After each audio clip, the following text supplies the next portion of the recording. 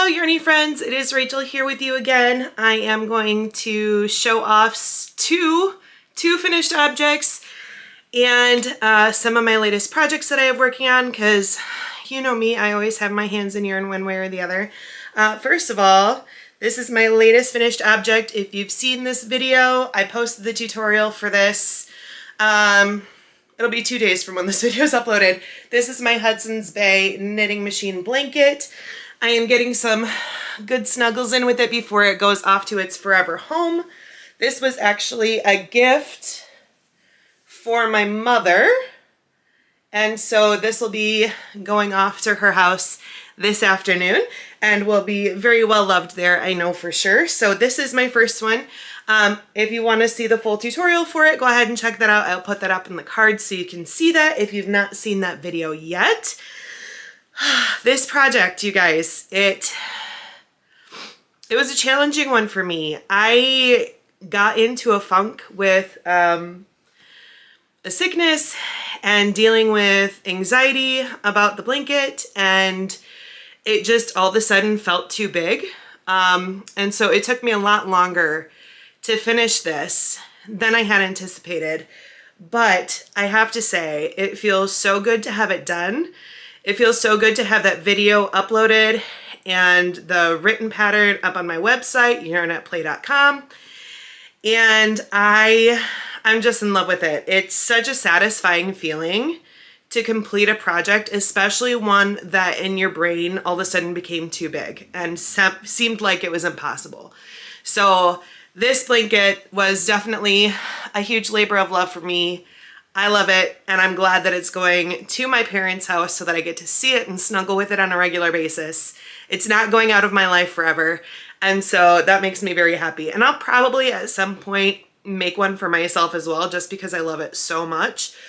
But that is a project for another day, especially since I have some crochet projects that I need to work on knocking out and focus my attention on, plus some other knitting machine blankets that I have in the works that I'm drafting patterns for right now and kind of thinking through the materials that I'm going to need, the layout, the math for the row counts, all that stuff. So this is my first finished object, probably my favorite finished object if I'm being honest. So there's that. I also finished this baby blanket. If you watched one of my videos, the crochet and knit and chat together videos, I started this blanket on one of those videos, and this is it here completed. This is a baby blanket that is going to be heading out to California in a little bit. A friend of mine who lives out there is having triplet daughters, and so she asked me to make her some baby blankets. So that is what I did. That is just a big granny stitch rectangle with this really pretty border edge that I put on there. Sorry, the background is white. It might be a little bit difficult to see. So this border edge, it is double crochet all the way around the edge in every single stitch along the granny. And then I did a row of double crochet, chain one, double crochet, chain one.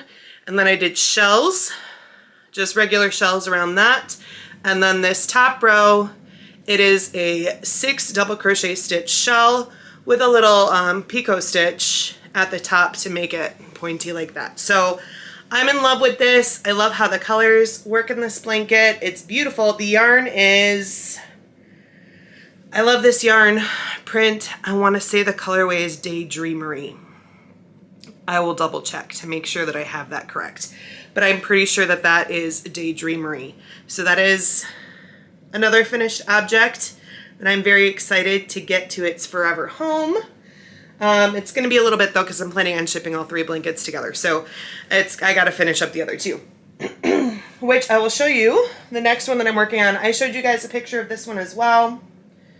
This is the next baby blanket that I'm working on for her, and this is done in Tunisian simple stitch in an interlock, I'm not quite sure how to say it, configuration to make those squares. And normally when you do this stitch, you change color every row so you get different color blocks.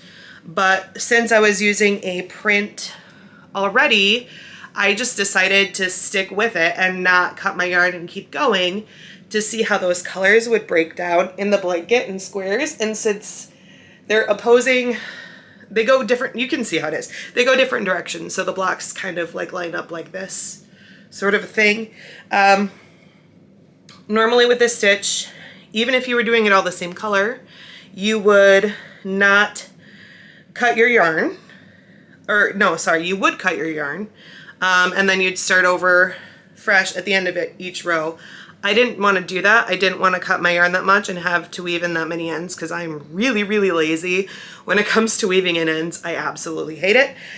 So I figured out how to do a turn, because a row is a set of these squares. So this is all one big row. The squares are a row. So I figured out how to, when I got to the end of my row, to not cut my yarn and to turn it instead of starting back at the front, which means that it is reversible. So it has, this is the front correct side of a square, and this is the back side of a square, but because it's turned, you get both sets on either side, so the blanket's reversible. There isn't a wrong side or a right side or a wrong side. And I really like it because it kind of looks like a knit and purl stitch basket weave going back and forth. So even though you get the wrong side on the front and the front on the wrong side, I think it gives it a really beautiful texture. So not only do you have the squares with the print pattern going either which way, you also have the texture difference going either which way. I love it. I'm planning on doing a tutorial for this. I'm so in love with it. I will do a tutorial. So if you were interested in Tunisian crochet, or you already know how to do it, this should be pretty simple. I will say that if you already know how to crochet, picking up Tunisian, at least in my experience, is not difficult. But I mean, everybody's skill level is different, so just be aware of that. But the nice thing about that is if you do want to try it, you don't technically need a Tunisian crochet hook to do it. I am using a Tunisian crochet hook, but you can see I cut my tail on it super short because I didn't need the long tail, and I just stuck my bead up at the top because, oh, is it not gonna focus? My face is too big and the hook is too small. There we go. Because I never actually have more stitches on my hook than like right here. So if you just have regular crochet hooks and you want to try this pattern, you can definitely do that. You don't need to go out and buy a set of Tunisian crochet hooks to do it. So, and this is, again, I love this yarn print. I have it right in front of me. What's the color of this one? Oh, color, where are you? City Beat. The color of that one is City Beat. So, turning out beautiful. I also am working on something that I'm not exactly sure what it's going to be. This was just for kicks and giggles because I wanted to try a thicker yarn out in Tunisian Simple Stitch.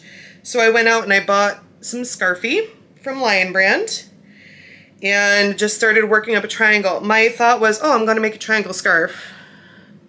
And now that I'm into it, you can see how that's looking there. I think what I'm going to actually do is just keep doing this and turn this into like a cowl, or not a cowl, like a shrug. You can see that pretty gradient fade there. I think this color is like golden ice, something like that. Like it's this really pretty pale blue into that mustard gold color and then back out. So I think that this is going to be a shrug because you can turn like triangle scarves into shrugs. And I think that's going to be my plan for this one. Because I think that would work really well. And my hook here in this one, I'll show you the full set, but I bought a set of nice interchangeable Tunisian crochet hooks, which is my next thing to show you, because this was like my big ticket item purchase. This was not cheap, but I'm very happy with my investment in this set. I don't think that I will need to buy another set possibly ever if I can keep track of them. But I'm very happy with them. It's the Knit Pro Tunisian crochet hooks with the interchangeable crochet hooks. And can we just comment on how nice this holder is? Like, It's beautiful. It even has like these magnets here, so if you want to hold like a pattern inside the panel, you can. There are the hooks. Obviously not all of them are in here because some of them are in projects right now, but they're beautiful hooks. Very nice, high quality. That's where you attach the cable at the end. And they even included this pretty wood pen. How cool is that? It's a nice set. I'll be happy with it. And then in this pouch here, it has, you know, your cables and all the things that you need. Here's what the cables look like. And stoppers at the end, all that good stuff. So I will do a full in-depth review of this hook set at some point. It is on my list to film. I was going to do an unboxing for it, but I got them in the mail and I couldn't wait. I was too excited because they had to ship from Great Britain, and it took them like a week and a half to get here, and at that point I was just too excited. I had to get into them. So that is what I'm working on right now. It's been a really fun past couple of weeks, kind of really knocking out that Hudson's Bay stuff. I can't tell you how good it feels to have that finished and out into the world. I always feel like when I make a pattern and I get the tutorial finished and I get everything uploaded where it needs to be, I feel like I'm like sending a little baby out into the world. Like, look at it, isn't it beautiful? Please treasure it, you know? So it feels really good to have that done. And extra nice is that the day that I am posting this video, March 24th, is actually my birthday. So hooray, happy birthday to me. If you want to show me some birthday love, subscribe and like to the channel, of course. But more than that, just watch this video from beginning to end. That's, if you do nothing else, I'm happy with that. Or if you're inclined to buy me a birthday coffee, check out Ko-Fi. And you can buy me a coffee there. The link will be in the description, and I will be sure to shout you out in my next video. Which reminds me, I cannot forget, I have to do a coffee shout out to, I want to say her name was Kalia. I know what it was, but I don't want to say her name wrong either. Isn't that the worst when people mispronounce your name? I mispronounced Laura Jo's name in the giveaway. She won the giveaway. I called her Lorejo. Sorry. It's Laura Jo. She sent me straight on that. So thank you, Laura Jo. Glad you're watching. Glad to have you as a yarny friend. Yeah, Kalia. So Kalia, thank you so much for buying me a coffee. I really appreciate it. I'm so glad that you are a yarny friend as well. I have so many awesome subscribers on this channel. So many people who watch everything that I create from beginning to end. You guys are amazing. So many people. And I am just abundantly blessed by each and every one of you. So thank you for that. And in the meantime, I'm going to keep knocking away on some of these projects. My next two things that are my top priority to film is a full review of this set and the tutorial for this. So that is what it's in the works right now at Yarn at Play, and I can't wait to see you guys next time. All right, bye Yarny friends.